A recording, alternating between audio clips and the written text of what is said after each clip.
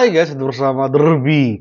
Ini menarik ini, soalnya para pendukung Tempo mereka kepanasan. Kok Tempo nggak diajak? Satu jawabannya, yang diundang adalah media Indonesia, bukan media asing. Yeah. Kita bahas nih guys, soalnya menarik banget nih pembahasannya. Langsung aja dia, terus.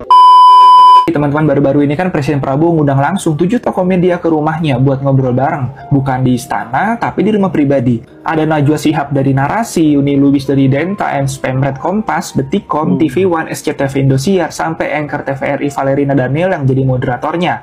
Jelas, info yang gue dapat topiknya itu lumayan panas teman-teman. Panas dan padat juga. Mulai dari ekonomi, ICSG, tarif 32% Donald Trump, isu TNI, sampai teror kepala babi yang nyasar ke kantor Tempo. Dengan konsep duduk di meja bundar dan durasi yang terbatas, masing-masing jurnalis ini cuma boleh nanya satu pertanyaan dan satu follow up.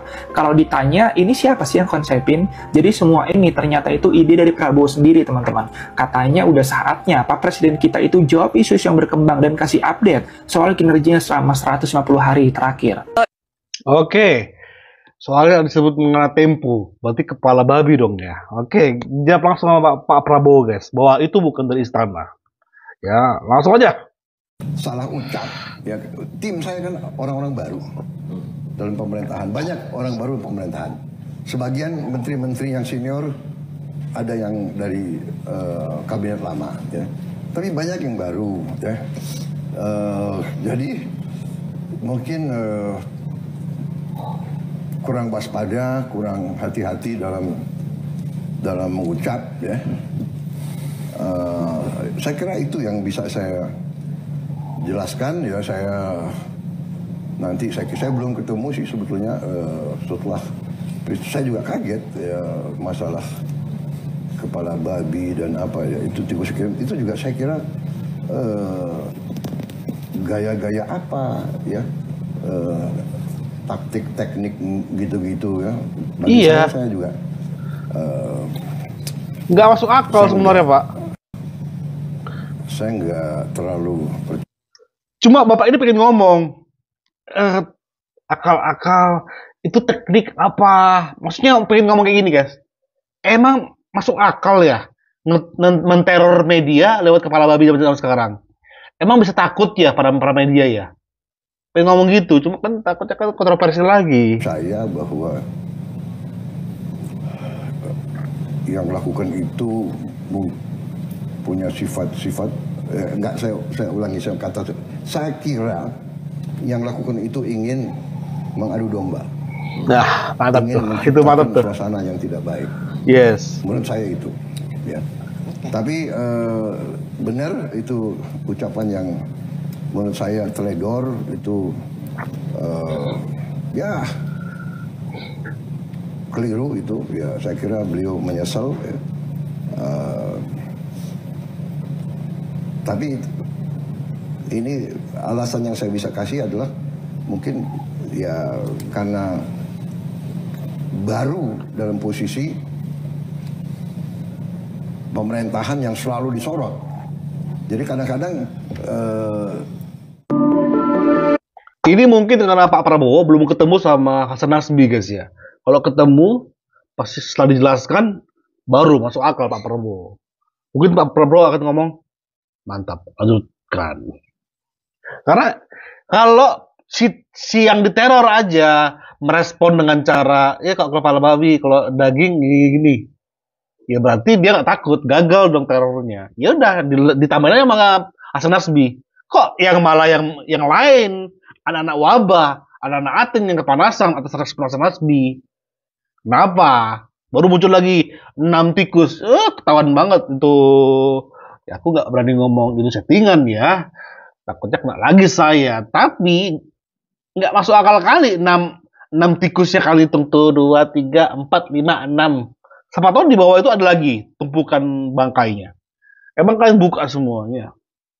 Sepeduli itu kan. Kalau bangkai tikus udah buang aja. Ngapain kalian buka lagi supaya detail angkanya 6?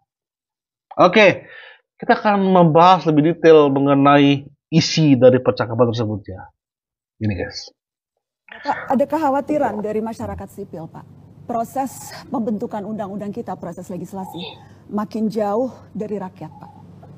Tidak ada partisipasi publik yang bermakna. Dan menjadi semakin krusial hari-hari ini, Pak. Terutama karena kalau kita lihat daftar RUU yang akan segera dibahas di DPR, RUU Kepolisian, RUU Kejaksaan, hingga RUU Penyiaran, Pak Presiden. Dan dalam berbagai RUU ini tampak ada pola yang mirip, Pak. Wewenang aparat negara diperbesar, warga negara diperkecil perannya. Saya spesifik mau bertanya soal RUU Polri, Pak. Karena di situ tampak bahwa kewenangan kepolisian akan ditambah, padahal justru isu krusialnya adalah pengawasan yang minim. Dilihat dari berbagai abuse of power yang dilakukan oleh aparat, dari mulai kasus pelecehan seksual perwira, dari mulai korupsi, dari bagaimana aksi kekerasan yang dilakukan aparat. Saya ingin tahu pendapat Bapak sebagai presiden pribadi. Bapak setuju polisi perlu diperluas kewenangannya, atau justru malah harus ditambah pengawasan dan wewenangnya diperkecil, Pak Presiden? Baik, saya jawab ya. Jadi terima kasih. Ya, ini akan saya perhatikan. Saya memang percaya dengan sistem ya. Tadinya Menko Polkam, habis itu Kapolri. Kan ada juga kalau tidak salah Kompolnas ya. apa itu? Oversight yang di atas Polri itu, komisi Kompolnas. Kompolnas. ya kan itu juga terdiri dari tokoh-tokoh gitu kan. Betul. Kemudian kita juga punya, ya kita kan punya sistem politik bahwa semua undang-undang itu kan dibahas oleh semua partai politik yang dipilih oleh rakyat, kan begitu kan? Ya, jadi itu ya. Tapi terima kasih masukan itu, saya akan kasih perhatian khusus sekarang. Mungkin alinea akan saya pelajari. Ya. Sebetulnya tadinya saya anggap undang-undang TNI adalah hanya masalah yang krusial, itu kan hanya masalah penundaan penambahan usia pensiun. Tiga pasal, Pak. Iya. Tapi yang intinya kan itu yang ada perubahan. Yang lain kan tidak ada. Tapi kita nggak tahu ada apa enggak, Pak. Soalnya nggak pernah dibuka. Loh, tapi kan dipelajari oleh semua partai, termasuk partai oposisi di luar pemerintah kita. Dan Iya kan? kembali ke itu, Pak, karena prosesnya yang tidak transparan, draft yang terkadang kerap kali tidak terbuka. Kemudian juga pertemuan-pertemuan bahkan sudah diketok belum dikasih tahu. Pertemuan-pertemuan bukan di lembaga DPR tetapi di luar ruangan parlemen begitu. Maaf ya, tapi ini kan sudah berjalan belasan tahun. Anda paham kan, kadang-kadang orang itu istilahnya menyelesaikan suatu masalah itu kadang-kadang ada istilah konsinyir. Mereka kerja berapa hari tanpa berhenti loh itu. Tapi ya, kuncinya rakyat tidak mendapatkan akses untuk ikut, Pak. Itu peran rakyat tidak ada. Itu mekanisme itu bisa kita perbaiki. Tapi kan ada beredar naskah-naskah ngarang. Iya, kan betul. Gitu. Karena naskah resminya tidak diberikan, Pak. Iya, come on. Kan Anda kan punya wakil rakyat. Kan ada sekian ratus wakil rakyat. Tidak semua di pemerintahan. Benar nggak? 80% koalisi Bapak. Iya, Ya justru itu Mbak Nana. Masalahnya 80% itu mendukung Pak Prabowo, 20% yang enggak. Masalahnya yang 20% itu adalah banteng. Yang terus koar-koar. Kenapa? Sekarang merasa ditinggali oleh banteng kalian? Memang penjilat itu banteng. Kayak kemarin mengenai apa kemarin tuh yang darurat itu. Itu kan karena mereka punya kepentingan di balik itu. Makanya banteng bersama kalian. Sekarang kalian tinggal banteng. Ya karena memang banteng itu main dua kaki. Enggak selalu tentang membela rakyat, enggak. Di poin ini guys, saya respect banget sama orang-orang yang diundang ini. Berarti mereka adalah orang-orang yang kompeten. Respect. Ketika Prabowo merespek kepada mereka, saya juga respect kepada mereka. Ingat, nggak ada dari CNN kan? Siapa itu yang cewek yang pendukungnya Anies tuh? Dari Tempo nggak ada. Puas sekali aku. Tapi ini jadi, aku dukung banget para media-media yang vokal, yang mengkritis. Itu penting banget untuk menjaga balancing pengawasan kepada pemerintah. Tapi tolong, ini kan lebih ke mengarah ke undang-undang, RUU undang-undang itu wewenangku di DPR. Betul kata Pak Prabowo, ada oposisi. Ya kalau oposisi aja mendukung, jangan salahkan pemerintahan presidennya, maksudnya itu. Lu cecer itu PDI. Karena mereka punya sikap untuk oposisi. 10% oke. Tapi kan kalau mereka tidak setuju, bagaimana? Jadi dalam arti, mari kita koreksi itu. Kalau tidak puas dengan transparansi, kita bikin transparan. Tapi jangan ngarang gitu loh. Yes, mantap Pak Prabowo. Ngaku bahwa ini draft, ya kan? Orang kita aja belum, saya sendiri sebagai presiden belum bikin surat ke DPR kok. Iya kan? Pak boleh Ya, tadi baik. Pak, apakah Bapak Kita sependapat harus bahwa beralih, perlu, ke ini pertanyaan yang tadi belum berikutnya. dijawab. Oke. Apakah Bapak sependapat Tapi- bahwa polisi Satu perlu pertanyaan terakhir ya. diperluas, Ya. apakah polisi perlu diperluas kewenangannya Pak, sesuai dengan minimal draft yang saat ini kita lihat beredar? Ya udah lihat draft yang beredar. Iya. saya akan pelajari draft itu. Tapi pada prinsipnya Bapak setuju polisi perlu ditambah kewenangan atau tidak Pak? Pada prinsipnya polisi harus diberi wewenang yang cukup untuk melaksanakan tugasnya. Ya. Cukup. Kalau dia sudah diberi wewenang cukup, ya kenapa harus ditambah? Tambah. Betul. Jadi ini tinggal kita menilai secara arif gradasi itu, ya kan? Kalau polisi sudah diberi wewenang yang cukup untuk melaksanakan tugasnya, ya kan? Untuk memberantas kriminalitas, memberantas penyelundupan, narkoba dan sebagainya, melindungi masyarakat, keamanan tertib, saya kira cukup. Kenapa kita harus ya kan mencari-cari menurut saya. Pak, ketika Oke, tadi baik. Bapak ketika Maaf, sorry, waktu satu kita lagi, sudah satu lagi, habis. boleh, Pak? Kita harus berikan dulu kesempatan kepada yang lainnya, Pak. Gak apa-apa, saya Terima bisa, kasih. saya bisa. Oke. Terima kasih layani. Bapak. Tadi Saya saya layani. mau follow up ketika Bapak bilang sudah memperingatkan Mantap, Pak Prabowo. dan nanti sebelum nanti akan ambil tindakan kepada kepolisian. Tadi Bapak mengatakan itu. Tidak hanya kepolisian, semua Seluruh lingkup aparat. institusi. Ya. Nah, ukurannya apa, Pak? Mana momen indikator yang Bapak rasa ini memang sudah waktunya ambil tindakan? Apakah beragam kasus yang terjadi belakangan? Apakah itu belum cukup untuk Bapak mengambil tindakan seperti tadi kata Bapak? Saya kira kita bisa melihat ya, saya umpamanya nanti akan menilai apakah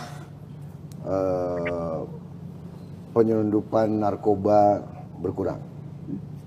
Kedua, apakah penyelundupan barang-barang terlarang berkurang. Ya. Intinya itu yang saya sampaikan ke semua aparat penegak hukum, narkoba harus kita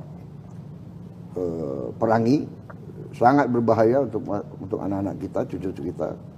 The very dangerous is narkoba. Ya. Kemudian penyelundupan barang-barang itu membunuh pabrik-pabrik. Itu berarti membahayakan kehidupan ratusan ribu rakyat kita. Itu saya sampaikan kepada Kapolri, saya sampaikan kepada Jaksa Agung, kepada penegak-penegak hukum lain. Saya minta diperhatikan masalah ini. Tapi saya terima, nanti akan saya bicarakan dengan tokoh-tokoh koalisi supaya ada transparansi. Tiap undang-undang ya ada dengar pendapat, undang semua stakeholder, dibahas. Ya kan?